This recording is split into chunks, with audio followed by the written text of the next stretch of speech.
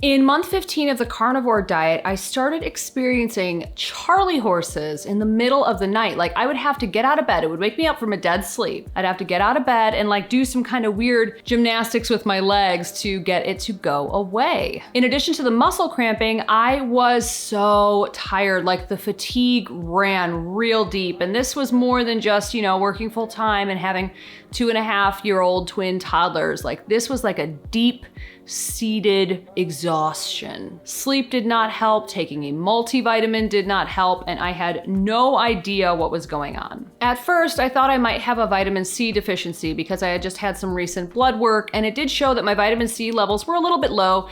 Definitely not like chronically low, but the way you can tell if you have a true vitamin C deficiency is if your iron levels are also low, and all of those came back good. So that was quickly out of the running for the potential cause of my muscle cramping and my fatigue. Next, I moved on to what I think is probably the most obvious culprit, and that is magnesium deficiency. I was definitely consuming more than enough magnesium in my version of the carnivore diet, but I decided to do a deep dive into magnesium. I spent a few hours researching it, and I came across a few different things that were saying that if you are taking a vitamin D supplement, that you definitely need to supplement with magnesium as well.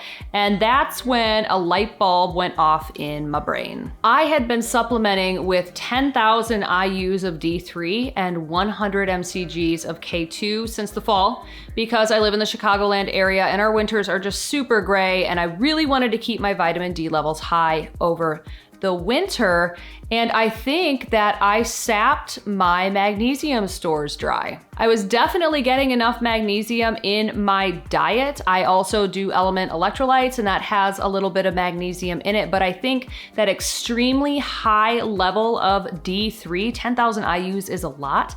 I think by the time February hit, and that's when my fatigue started and the muscle cramping, I think I had just depleted my magnesium. Now, when your magnesium becomes low, your potassium can also become low because magnesium helps your body to absorb potassium. So I did a quick search online to find the highest quality and most absorbable forms of magnesium and potassium, and I settled on 3 different supplements. The first is a magnesium citrate. I really like this brand, doesn't have a lot of extra fillers or anything. And then I also got a magnesium glycinate. That one's also very high quality. Both citrate and glycinate are highly absorbable forms of magnesium. And then as far as potassium, I found this potassium gluconate, and this one is also very high quality, not a bunch of fillers, and not super expensive either. I've linked all 3 of these in the description below. Now, I started off by taking 2 magnesiums and 1 potassium in the evening just for the first couple of days. That